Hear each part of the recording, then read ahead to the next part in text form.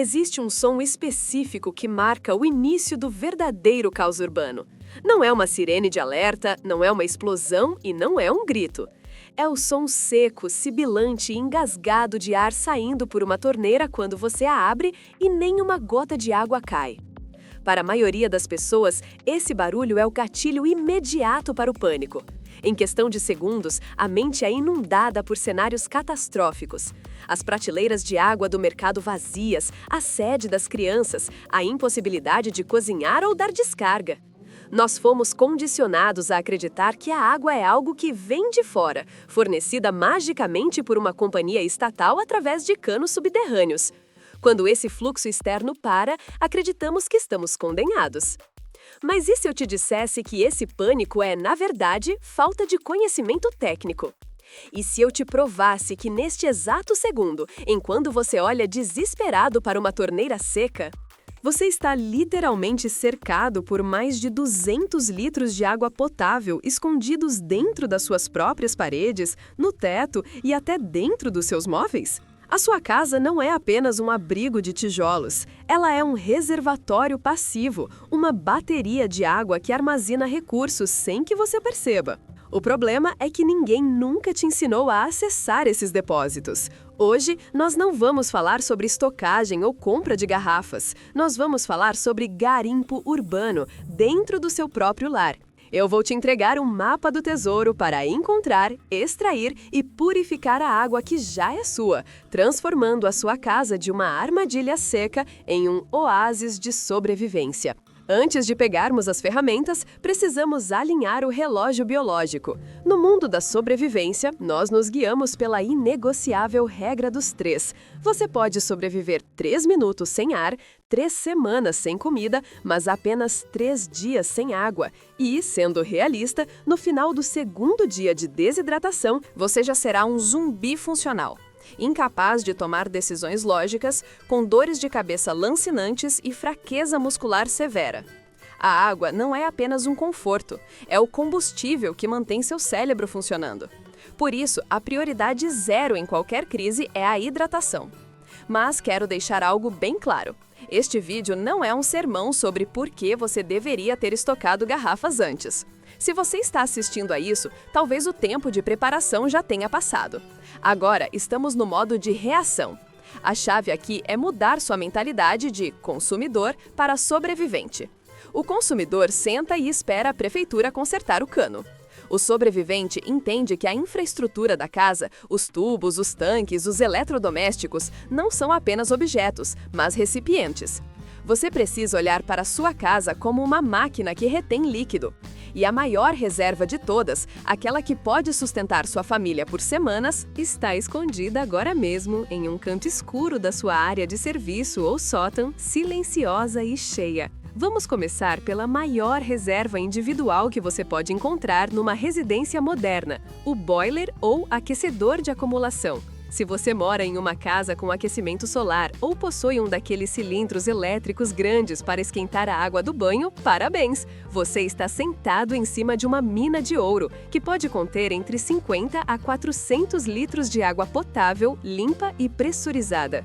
É fundamental distinguir isso agora. Se o seu aquecedor é aquele pequeno, quadrado que fica na área de serviço e acende uma chama apenas quando você abre o chuveiro, aquecedor de passagem, ele não retém água. Mas, se você tem um cilindro vertical ou horizontal, você tem um tanque de sobrevivência. A água dentro desse tanque é a mesma que vem da rua. Ela entrou lá para ser aquecida e ficou presa. Ela é potável, tratada e, como o sistema é fechado e pressurizado, ela está protegida de contaminações externas, insetos ou poeira. Porém, extrair essa água exige um procedimento técnico rigoroso. Se você fizer errado, pode queimar o equipamento, causar um acidente ou simplesmente não conseguir tirar uma gota sequer. Preste muita atenção no passo a passo. Passo 1. Segurança da energia. Crucial. Antes de tocar em qualquer cano, você precisa desligar a fonte de calor. Se for um boiler elétrico, vá ao quadro de luz e desligue o disjuntor correspondente.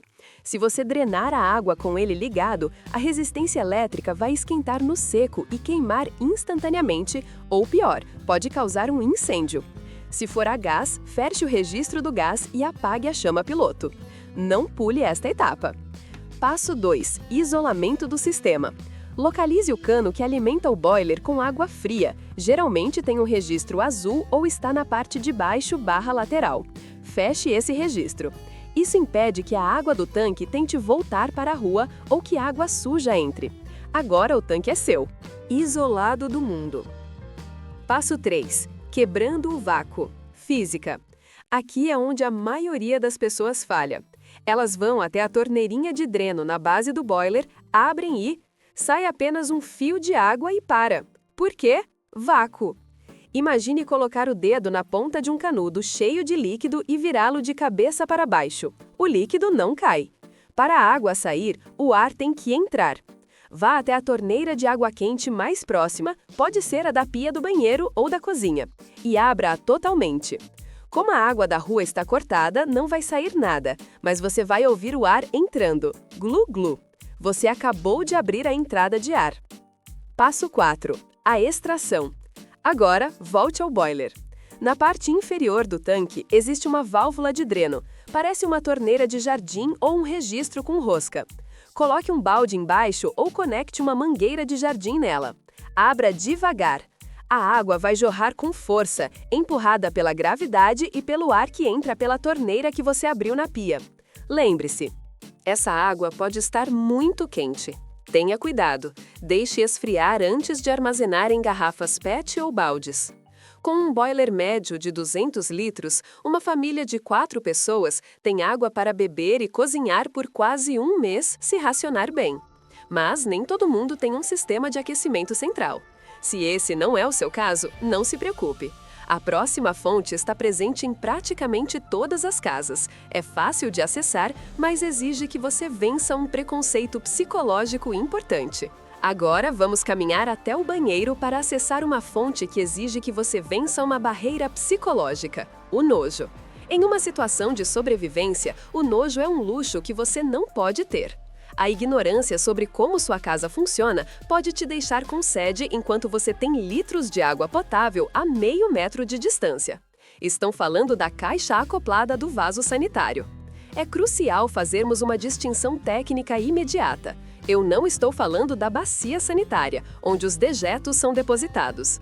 Jamais cogite usar aquela água. Estou falando do reservatório de cerâmica que fica atrás dela, na parte superior. A água que está ali dentro, esperando para ser usada na descarga, veio diretamente da mesma tubulação que alimenta a pia da sua cozinha e o seu chuveiro. Até o momento em que você aperta o botão, aquela água é limpa, tratada e potável. Ela está apenas armazenada em um pote de porcelana em vez de um pote de vidro. Cada caixa acoplada padrão armazena entre 6 a 10 litros de água. Se você tem 3 banheiros em casa, você tem quase 30 litros garantidos, o suficiente para manter uma pessoa viva por 10 dias. Para acessar essa reserva, o procedimento é simples, mas requer cuidado físico. A tampa da caixa é pesada e escorregadia. Levante-a com firmeza e coloque-a no chão, não em cima da pia para não cair e quebrar. Lá dentro, você verá a água limpa e o mecanismo da boia. Use um copo, uma concha ou uma caneca para retirar a água e passar para garrafas. Não dê descarga. Se você apertar o botão por hábito, aquela água preciosa desce para o esgoto e, como a rua está sem abastecimento, a caixa não encherá novamente. Você perdeu o recurso para sempre. Aviso de segurança crítico: risco químico. Antes de beber, olhe para a cor da água. Muitas famílias usam aquelas pastilhas de limpeza ou blocos sanitários, geralmente azuis ou verdes, que ficam dissolvendo dentro da caixa para deixar a descarga cheirosa. Se a água estiver azulada, verde ou tiver um cheiro forte de produto químico artificial, ela é imprópria para consumo humano. A química dessas pastilhas é tóxica se ingerida. Nesse caso, use essa água apenas para higiene pessoal ou limpeza, mas não beba. Se a água estiver transparente e sem cheiro químico, ela é segura para ser coletada e tratada posteriormente, como veremos. Agora que já saqueamos os banheiros, vamos olhar para o que conecta tudo isso. Existe água presa nas paredes da sua casa e a física vai nos ajudar a trazê-la para fora. Se você mora em um apartamento pequeno sem aquecedor central ou se suas caixas acopladas estavam quimicamente contaminadas, não entre em pânico. Existe uma terceira fonte que é literalmente onipresente, mas invisível: o sistema vascular da sua casa. Imagine sua casa como um corpo humano. Os canos são as veias. Mesmo quando o coração, a pressão da rua, para de bombear, o sangue, a água, não desaparece instantaneamente. Ele fica estagnado dentro das veias. Em uma casa média ou sobrado, existem dezenas de metros de tubulação de 3/4 ou meia polegada correndo pelas paredes e sobre o piso. Esses metros lineares de canos estão cheios de água potável que ficou presa no momento do corte. Para sacar essa água, você vai usar a força mais confiável do universo, a gravidade. A técnica é simples, mas precisa ser feita na ordem certa, ou a física trabalhará contra você. Passo 1. O lacre, hidrômetro. Vá até o registro geral da sua casa, o cavalete de entrada ou hidrômetro, e feche-o completamente. Isso é vital para isolar sua casa da rede pública. Se a água da rua voltar de repente com sujeira ou barro, comum após reparos, ela não contaminará a água limpa que ainda está nos seus canos. Passo 2. A entrada de ar, ponto alto. Vá para o ponto mais alto da sua rede hidráulica. Se você mora em um sobrado, vá para o chuveiro ou torneira do andar superior. Se é uma casa térrea, use o chuveiro que é mais alto que as pias. Abra a torneira completamente. Novamente, não sairá água, mas você ouvirá o ar entrando. Isso quebra o vácuo que segura a água nos canos. Passo 3. A colheita, ponto baixo. Agora, com o ar entrando por cima, corra para o ponto mais baixo da casa. Geralmente é uma torneira de jardim no quintal, na garagem ou tanque da lavanderia. Coloque baldes grandes ou panelas e abra essa torneira baixa. A gravidade empurrará toda a coluna de água que estava nos canos para fora. Dependendo do tamanho da sua casa e da bitola dos canos, essa técnica de drenagem pode render entre 15 a 40 litros de água. É água limpa que estava fluindo há poucas horas e que a maioria das pessoas deixa secar dentro da parede sem saber que poderia ter salvo o dia. Mas e se a estrutura da casa já estiver seca? E se você já drenou tudo? Ainda precisamos ir para a cozinha, pois existem fontes de hidratação que não se parecem com água, mas salvam vidas da mesma forma. Saímos das paredes e vamos para o coração da casa. Aqui, a água se esconde de formas que não parecem líquidas à primeira vista, e por isso são desperdiçadas por quase todo mundo. A primeira forma é a água sólida. Se o abastecimento parou, é muito provável que a eletricidade também tenha parado ou vá parar em breve. O seu freezer vai começar a descongelar. A reação comum é a frustração de perder a comida, seguida da limpeza daquela aguinha suja que escorre pelo chão. Pare! Aquele gelo acumulado nas paredes de freezers mais antigos ou as pedras de gelo nas forminhas são ouro puro. Gelo é água potável em estado sólido. Antes que derreta e se misture com sangue de carne ou sujeira do fundo da geladeira, recolha tudo. Raspe o gelo das paredes do freezer com uma espátula e coloque em panelas limpas. Esvazie as formas de gelo em garrafas térmicas. Não deixe o degelo escorrer para a bandeja traseira do motor, onde ele evapora ou apodrece. Capture-o enquanto há gelo. A segunda forma é o que chamo de líquido de conserva. Vá até a despensa. Olhe para as latas de milho, ervilha, seleta de legumes, palmito ou pêssegos em calda. O que você costuma fazer quando abre uma dessas latas? Você escorre o líquido na pia e usa só o alimento sólido, certo? Em uma crise, jogar esse líquido fora é um crime. Aquele líquido é água. Sim, é uma água com conservantes, sal, sódio ou açúcar, mas é 100% estéril, segura e hidratante. Numa situação de emergência, onde você pode estar gastando muita energia e suando, o sódio da lata de milho ajuda a repor eletrólitos e o açúcar da calda de pêssego fornece calorias rápidas. Se você precisa cozinhar um arroz e não tem água da torneira, use a água da lata de ervilha. O gosto vai mudar? Vai, mas a sua sobrevivência está garantida. Nunca, sob hipótese alguma, descarte o líquido de um enlatado em um cenário de seca. Beba ou use para cozinhar.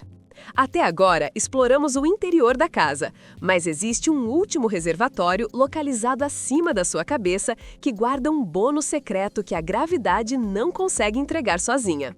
Finalmente, precisamos subir. Se você mora em uma casa e possui uma caixa d'água no telhado ou sótão, você provavelmente acredita que quando as torneiras secam, a caixa está vazia. Isso é uma ilusão de ótica da engenharia. As caixas d'água são projetadas propositalmente para não esvaziar completamente pelos canos. Se você olhar dentro de uma caixa vazia, verá que o flange de saída, o buraco por onde a água desce para casa, nunca é instalado no fundo absoluto do tanque. Ele fica posicionado geralmente a uns 3 ou 5 centímetros de altura. Por que isso? Para criar uma zona de decantação. A sujeira pesada, a terra e a ferrugem que vem da rua se depositam no fundo, e o cano elevado impede que essa sujeira desça para o seu chuveiro. Isso significa que, mesmo quando a sua torneira diz "acabou", existe uma lâmina de água de 3 a 5 centímetros de altura espalhada por todo o fundo da caixa.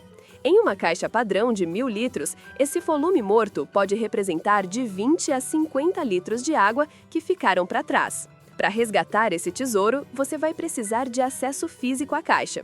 Pegue uma escada, suba no telhado, retira a tampa. Você verá a água lá no fundo, abaixo do nível do cano de saída. Você não consegue trazê-la pela torneira, então terá que tirá-la manualmente. Use uma caneca, uma panela ou, se tiver, um pedaço de mangueira para fazer um sifão e drenar para baldes. Porém, um alerta máximo aqui. Essa é a água mais suja da casa. Como expliquei, essa zona existe justamente para acumular a sujeira de anos. A água que você vai coletar ali estará turva, provavelmente com lodo no fundo ou partículas de terra em suspensão. Não se assuste, água suja ainda é água. Em uma situação de vida ou morte, você prefere ter 50 litros de água barrenta do que 0 litros de água cristalina. A sujeira nós resolvemos, a falta de água, não. E isso nos leva ao ponto mais importante de todo esse vídeo. Encontrar a água é apenas o primeiro passo. Se você beber qualquer uma dessas águas que encontramos, do boiler, do cano ou da caixa, sem o tratamento correto, você pode trocar a sede por uma infecção hospitalar. Agora que você tem baldes cheios de água resgatada do boiler, dos canos e da caixa, pare, não beba ainda. A água que encontramos nessas fontes é um recurso de sobrevivência, não água mineral engarrafada. Ela pode conter sedimentos de ferrugem dos canos, lodo do fundo da caixa ou ter ficado estagnada em temperatura ambiente. Beber isso diretamente é jogar roleta russa com o seu intestino. Uma diarreia em uma situação de desidratação pode matar em horas. Siga sempre o protocolo de 2 passos. 1. Filtragem física. Se a água estiver turva ou com partículas, passe-a por um filtro de papel, café ou, na falta dele, por um tecido de algodão grosso, como uma camiseta limpa, dobrado várias vezes. Isso remove a sujeira sólida. 2. Purificação biológica. Agora que a água está visualmente limpa, mate os micro-organismos. A regra de ouro é: ferva por pelo menos 1 minuto, o método mais seguro, ou use a química. Se usar água sanitária, sem perfume, a medida padrão de emergência são 2 gotas para cada 1 litro de água, esperando 30 minutos antes de beber. Lembre-se, água suja pode ser limpa, água inexistente não tem solução. A partir de hoje, você nunca mais vai olhar para a sua casa da mesma forma. Onde os outros veem paredes e móveis, você agora vê reservatórios. Saber que você tem 200 litros de água escondidos lhe dá algo que dinheiro nenhum compra em uma crise. Calma! O conhecimento é o único equipamento de sobrevivência que não pesa na mochila e ninguém pode roubar de você. Quero que você faça uma inspeção hoje mesmo. Vá até seu banheiro. Sua caixa acoplada tem aquela pastilha azul tóxica? Se tiver, tire agora. Comenta aqui embaixo, você tem um boiler em casa ou vai depender da drenagem dos canos? Mas lembre-se, ter a água é só metade da batalha. Se você tiver que beber a água barrenta do fundo da caixa d'água, você vai precisar de um filtro potente.